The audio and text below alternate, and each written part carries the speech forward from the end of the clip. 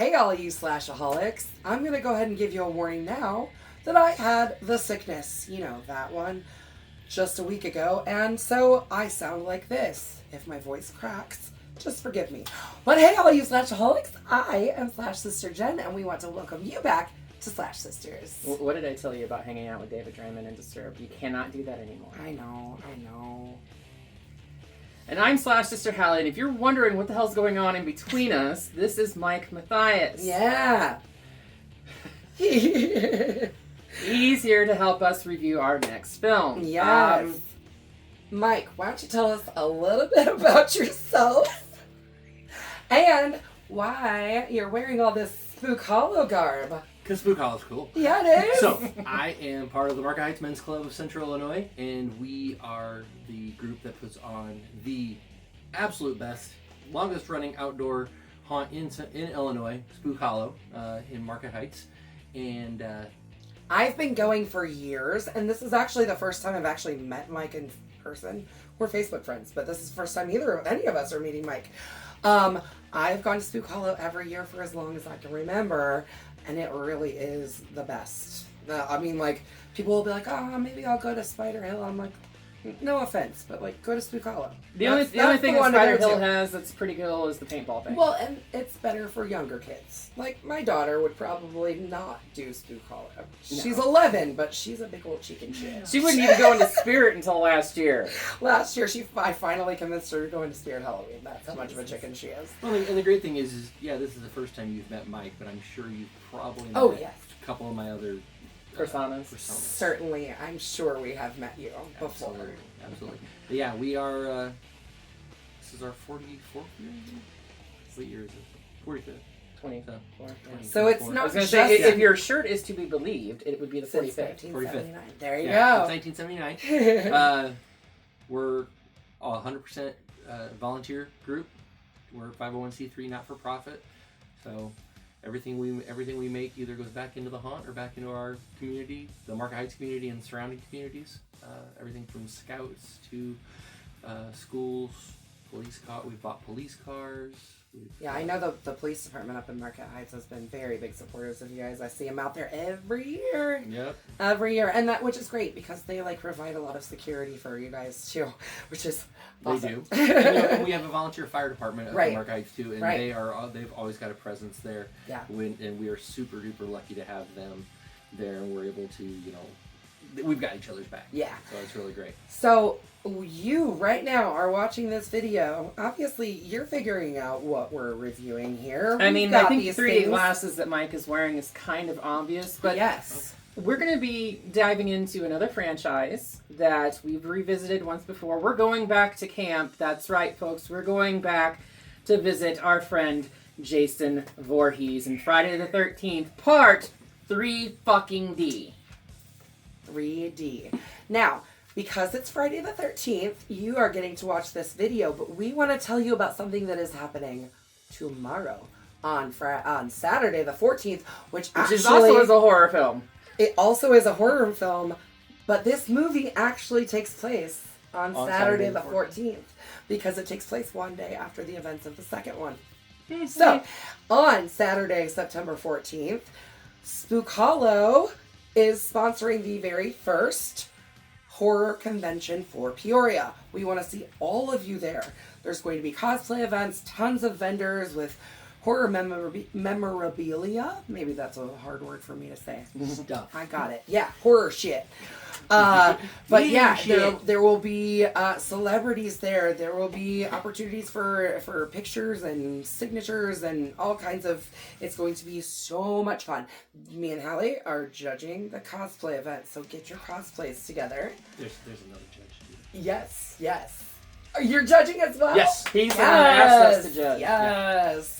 So you're looking at the 3 judges of the cosplay event, you guys. Which means Amy, the producer, will be the only one manning the table at one point in time. Yeah. So go and harass her. Yes. Listen to me, I'm like, don't bombard her. And her wife's like, go get her, guys. Hey, if I didn't say it, I wouldn't be her wife. True. So with a word of warning from beyond the grave, it must be understood that throats get slit in this neck of the woods. You just can't fucking help yourself, can you? I can't stop it. Well, you know what that is, don't you?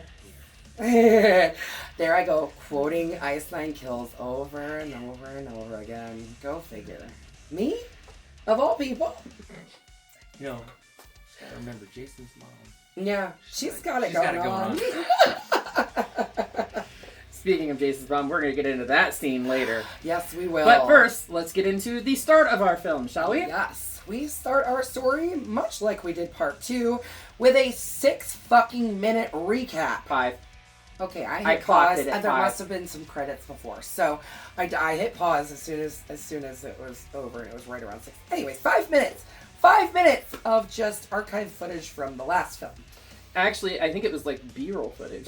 Yeah, like second but camera there was unit. yeah, but there footage. was definitely some like actual footage from the last film too. And it still ended on the shot of the actor in the makeup for Pamela's head. True. Which, with the 3D stuff coming out of it with the title card. But yeah, we pretty much the whole ending of part 2 is retold because this is apparently what we did in the 80s. I don't remember any other franchise doing it besides this. Part 1 came out in 1980. Part 2 came out in 1981. Part 3 came out in 1982. Anybody that is going to see Part 3 and can't remember Part 1 and 2 must be higher than those stoners in the back of the van. That's all I'm saying.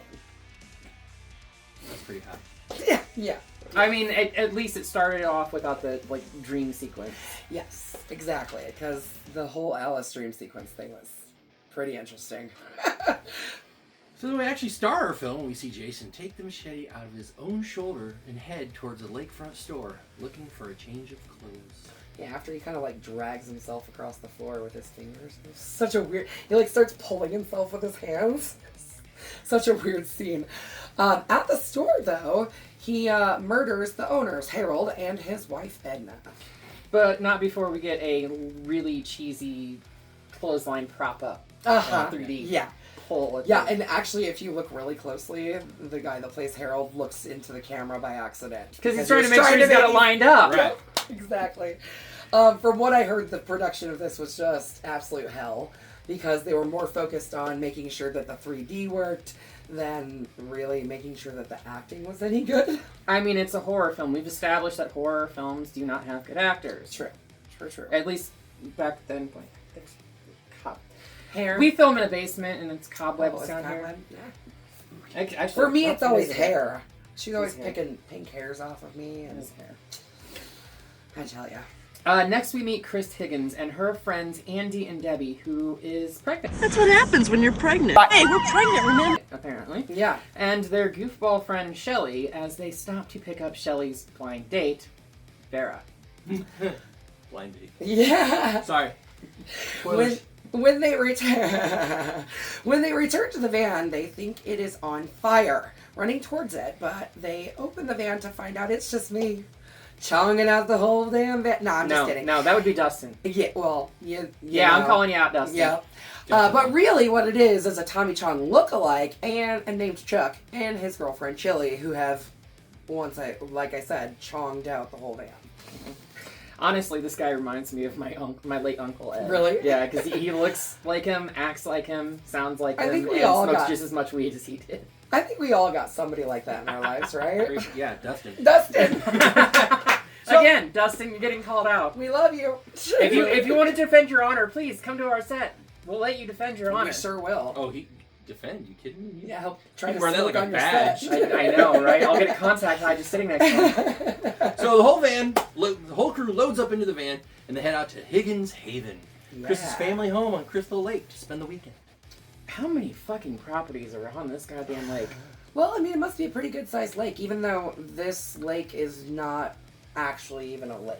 Right. Because they moved production from New Jersey where To they California. had been filming to California, and they built everything. They built the whole set. They at one point, I guess, when they first filled the lake, it completely drained into the soil because they dug it out and then filled it with water, not thinking duh, soil's gonna soak all that in. The reason lakes Especially work in is California. because yeah. So they ended up having to go back and line the entire thing and then refill it, which is Can you imagine? Yeah, production hell. This, seriously, like, I can't imagine. Between the 3D and trying to work around all of it. And Right. On their way, they nearly run over this movie's new harbinger. And is he a harbinger? Yeah. Abel, who is literally just lying Sleeping. in the really. road, sleeping. Passed out. He, of course, warns them to turn back, which they don't listen because they're kids. They never fucking listen. And honestly, I think they're all in about their 20s at least. Yeah, so something that we should mention is that this is this is the first film where we don't have camp counselors. This is just not like out of camp. Yeah, these are just like teens or late teens, early 20s who are all kind of hanging out together, sinning, doing drugs. I mean, Shelley did offer to buy the punks at the store beer. Yeah. So they're clearly of age. Yeah, true. So. And this was also one of the really, really good, we'll say, 3D scenes with Abel and the eyeball. Yeah, when he's holding it out to the camera. Very underrated eyeball scene. Yeah, that eyeball's gross looking. Because there's definitely really some like other eyeball scenes in this movie that did not look so great. Nah. Yeah. We'll get there. We'll get there. When they arrive at the cabin, they are met by Rick, who is Chris's boyfriend, sort of. I mean, it sounds like they haven't On seen again, each other off in a year. again. Yeah. But, like, she's ready to fan the flames again.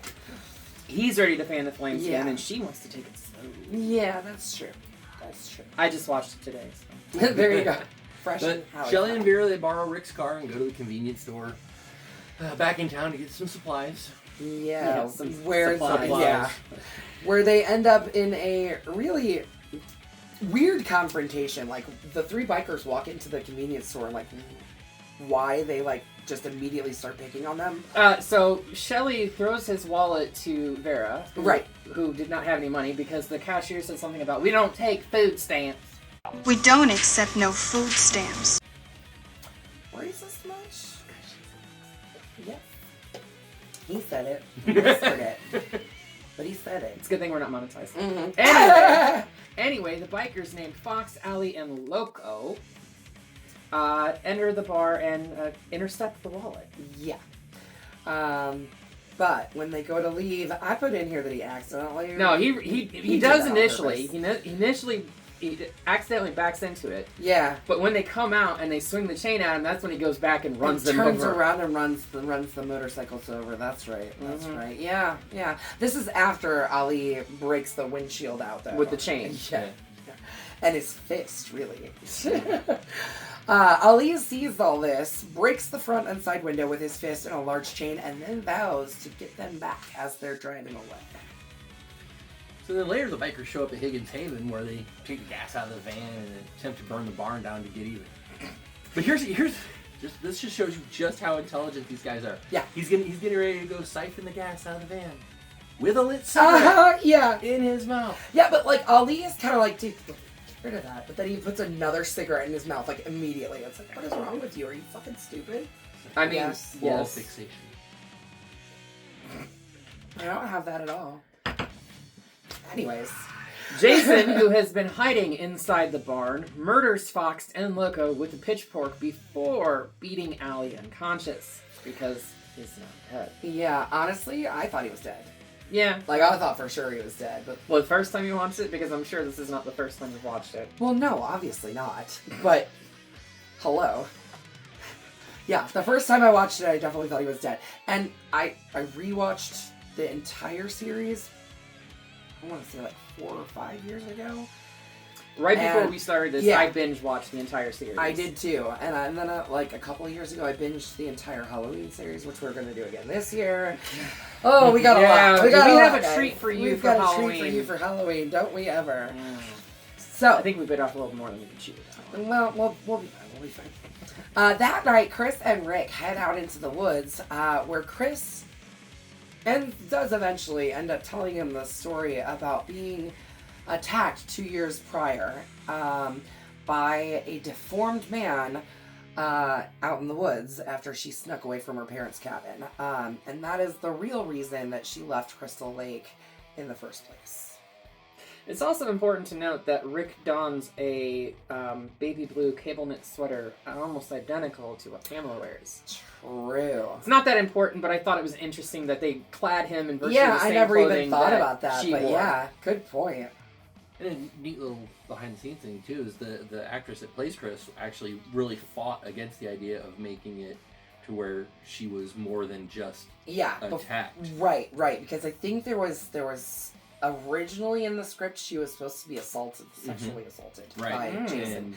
And Jason has never had any kind of sexual element whatsoever. He's a child. Right. Yeah. I mean, essentially, he's a child. Yes.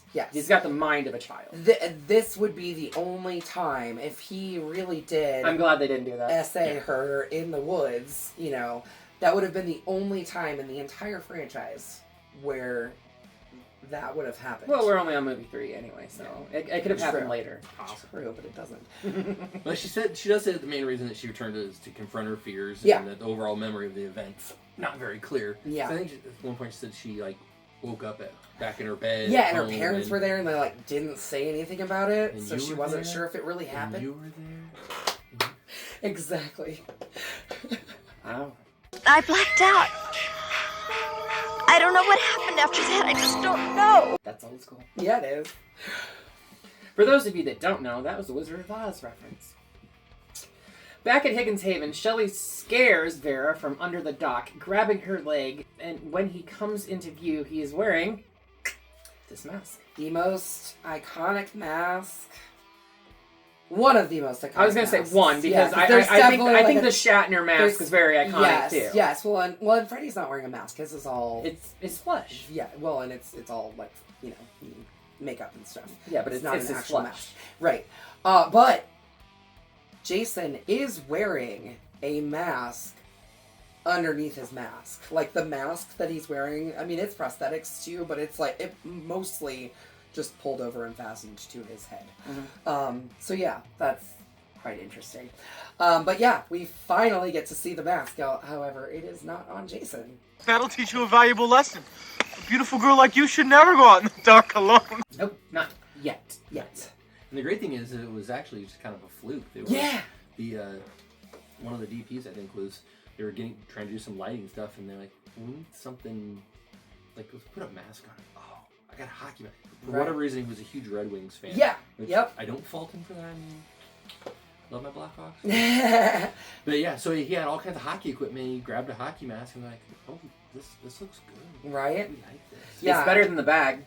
Yeah. For sure. I mean, you asked the actor that wore the bag in 2, and it just was god awful because they used double-sided tape and they around the only eye. one eye open, right? So it made him because it's supposed to be a mongoloid with the other eye deformed. So it made just performing in general a whole lot more difficult. Well, not to mention just the indignity of being called sackhead. Yeah. I mean, there's a lot of inference there. You guys can't see it; it's offset now, but we do have Baghead Jason. I made that. We'll flash you a little picture. Yes. So, Shelley then wanders off into the barn, probably because he's, feeling bad about himself. That's all he does is just mope around feeling bad about himself. And he has to try be a to jerk play tricks on because everybody. Being a jerk is better than being a noble. Yeah, right. Jason then slashes his throat right there and then in the barn. Yep. This is the exciting part because now we finally get to see Jason wearing his mask for the very first time in the franchise. Yeah. He emerges from the barn wearing the mask. Yeah. Yes, but he also does one of the lamest 3D effects after the fucking Absolutely. mask. Can we talk about how he walks up the dock just real slow, nonchalantly, hey, what's up, guys? He kind of had a strut to it. He did. It was this weird little kind of... his legs. Well, and it's this scene where you really see his full body, and you can tell that he's padded. His legs are a lot thinner inside of those pants than what you can Jason really was tell. skipping leg day. Yeah, he was. Yeah, he was. Vera drops Shelley's wallet into the water, and while she is attempting to retrieve it, she sees Jason walking down the dock, and he quickly shoots her in the eye with the spear gun. Yeah. Hence the blind joke earlier.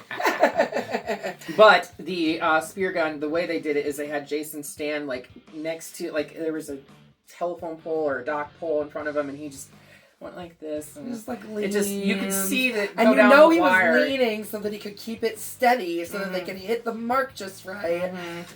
Yeah, it was all connected from a wire to the pole to the camera, so that way it got right in where they needed to be. Yeah. So we've mentioned the 3D effects a few times here. Really, I think the 3D was such a gimmick. Like, there was a lot of people doing 3D at the time. Everybody in the 80s was doing, like, Jaws 3 was done in 3D. Yep. If you had a third film coming out in the 80s, it had to be Amityville. 3D. Yeah, Yes, yeah. exactly. But actually, Friday the 13th was the one that started all that. Yeah. And then everybody kind of jumped on that bandwagon. Well, I think they were looking for a gimmick because they knew that the story was basically exactly the same as part 2. Let's be honest. Essentially, and then they rehashed... Recycled stories. And then they rehashed a gag at the very end that we'll get to later. Yes, we will.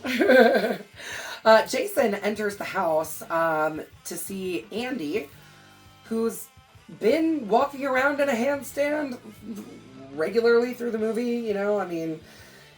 I guess Andy's he's kinda practicing weird, I for guess. some kind of gymnastics or something. But he promptly chops Andy in half through the center of his legs. A move that we would see Art the Clown do approximately 25 years later in a much more disgusting way. Yeah, but Art got a lot further than what Jason Yes, did. he did. Oh, yes, he did. He made it a lot more artsy. Yes, he did. Well played. Thank you for being... You're a fan, right? Yes. Oh, Hallie's not. I I love dislike it. feeling less outnumbered. I'm being attacked now.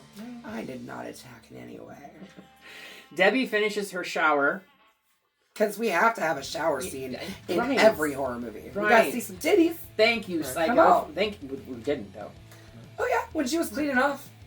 You get at least a side view of her boobs. Maybe not full on, but hello. I know. Hey. I watched. 10-year-old me was like, ooh. Boobies. Boob. And bibs. Anyway, Debbie finishes her shower and rests on a hammock where Jason thrusts a knife through her chest. A gag that we've seen once before. Who else have we seen stabbed from down below? But I bet I can name it in 6 degrees. 6 degrees? 6 You think degrees? we could? I think I could too. Yeah. It's Kevin Bacon's scene from the first movie, guys. Right, with, wasn't it a spear? Yeah, it was Yeah. a spear from underneath. No, it was an the arrow. bed. Arrow, that's Yeah, right. that's right. Arrow It was an through arrow. the neck. Yeah. Through the neck. Yeah, hers kind of comes up through her neck, but a little bit through It's the like- chest, like shoulder right here. area. Yeah, it's kind Right. But it's the same gag. Yeah, Same definitely. gag. And I'll be honest, Tom Savini did it better. of... Of course he did. Just But saying. in case anybody didn't notice, right before she gets stabbed, she's reading a magazine that drips blood. The blood drips down onto the magazine. The magazine that she's reading is a Fangoria magazine, and when she first opens it, it's an article about Tom Savini. She Ha! flips it closed really fast, but I happened to notice it when I was watching it. You must have been like pausing. No, I was like watching it. I'm like, oh, cool. I wonder what's inside. And then they literally open it up. There's a picture of Tom, and it says the work of Tom Savini, and then she flips it really fast. And I was like, whoa! That's why I rewound it to make sure I wasn't seeing things. Okay. Oddly enough, that wasn't the scene that I kept rewinding. Yeah. Yeah, I can't imagine what scene you were reminding. Right.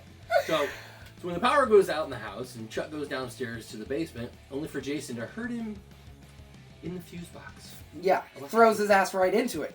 I'm still trying to figure out how Yeah, I don't know. Give him the old Bucky treatment. Chili ends up finding Shelly, who was not quite dead, but was dying. And then Jason impales her with a hot... Oh my god! Oh my god! fire poker. And yet another 3D gag. Yes, another 3D gag. But he's essentially just made quick work of all of the teenagers. Except for... Early 20-year-olds. Yes. Sorry, the youngsters. They seem like babies to me. They do, but That's just 'cause except we're for old. except for the stoners. Yeah, they seem like friends. Right. Right, the stoners, I think, are probably in their 30s. Yeah, probably. And they're hanging out with the younger crowd to try to feel cool, you know? Hey, don't classify all as stoners that way, okay? Either that or it's like, hey, we need a ride. Right. Yeah, that's I probably can see more that. likely the case. Hey, man, you going So that Rick's way? car dies, so Chris and Rick are forced to walk back to the house. Then when they get back to the house, they find everything is a mess. But the Yeah. car dies because they left Because the they fucking left the fucking headlights on. Like, And he's like, I just charged it yesterday. well, are That's you not how fucking dumb? batteries work, dumb fuck. You're going to need a new battery. That's for sure. Exactly. You just charged it yesterday and it's dead that fast. You're going to need a new battery. Exactly. Another neat little thing behind the scenes is originally the character's name was supposed to be Derek. Oh, really? Yep. But they wanted a monosyllabic name for when she poked her. For easier for her to scream. For scream Rick instead of Derek. That makes sense. Rick steps outside to see if he can figure out what the fuck is going on, but Jason grabs him, and I'm sorry, Jason's got to be one strong ass fucking dude to hold him the way he was holding, like he had like both arms restrained with his hand in the entire movie. But he was holding him both arms restrained like this up by his head with his hand over his fucking mouth, and he couldn't kick the side of the fucking building to let them. I mean, really? No. Anyway, he then squishes his head like a fucking Barbie doll head, though, which is always fun. Then we get the worst, absolute fucking worst 3D effect in the entire film, where Jason crushes dude's head and the left eyeball pops out, and you can literally see the fucking string on that. Yeah, like the other ones, the string is there. You can see it a little bit, but it's fast enough that it's not bad. The harpoon wasn't as bad. This is fucking terrible. Garbage. It's really bad. And I mean, okay, so part of that being that we now have this in 4K, and we're able to see these things a lot more clearly. I'm sure it looked at least a little bit better back in 1982. I would imagine probably in the original 35mm format, it probably was not as noticeable, but it's very noticeable. Oh, big time. Big time. Especially if it was on like a drive-in screen. Right. And you're really not paying that much attention. No. No. We love the drive-in. Yep. We're going back. Jason then attacks Chris, who narrowly escapes the house and tries to flee in her van, but the van, of course, begins running out of gas because the bikers drained the gas out of her van earlier. But only one of the tanks. Yeah, only one tank. But she still starts to run out of gas anyways. So Chris enters the barn to try and hide, only for Jason to attack her again. Inside the barn, Chris strikes Jason over the head with a shovel and then hangs him. Yeah. Now we're introducing supernatural elements because we see him drop and we hear... Yeah, you know, for sure. And then he just reaches up and pulls himself up. And he's right. Hey. But he regains consciousness and temporarily removes his mask to free himself from the noose. Yeah, which is interesting. But it's him lifting the mask that makes Chris realize that this was the guy, the man-child, who attacked her in the woods 2 years ago. And suddenly, remember we said Ollie was not dead? Well, he regains consciousness and attacks Jason, only for Jason to promptly lob off his hand. Right that fast, too. Right. And then proceeds to hack him to death with a frickin' machete. Yeah. Yes. He does that. He's stink, right? He does that. Yep. So, next thing we know... So that distraction allows Chris to strike Jason in the head with an axe. He staggers towards her, but eventually crashes to the ground, apparently dead.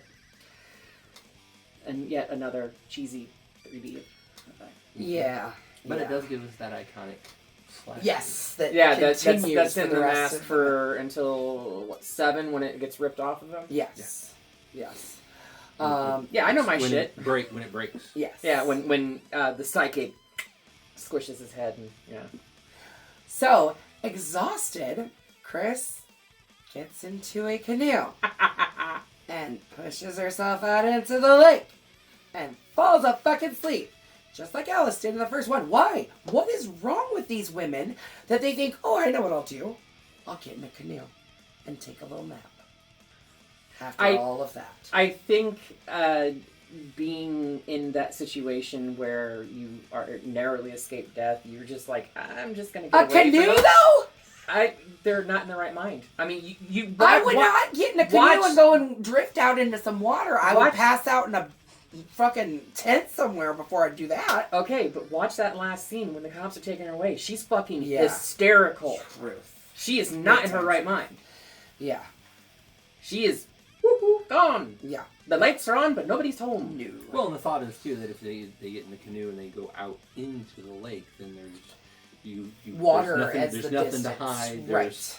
Nobody can hide behind something. Yeah. Unless, of course, I mean, sure. Whilst in the canoe, she does have a vision of Jason unmasked inside the building, and then he storms out of the building, apparently disappearing, and then like the doors. Yeah, it's a very strange little. Not as strange as what comes sequence. up next. Yeah. So then we see.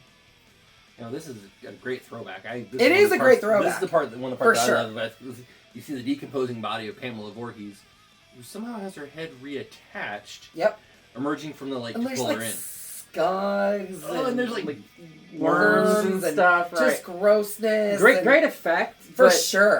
Dumb. It was unneeded. Why? It was unneeded. Well, because I think again, it's it's a callback. What's going on in your head when you're unconscious and when you've just been through this trauma. Shit don't make sense. Yeah, for sure. The following morning, we see the police arrive and they find a traumatized Chris.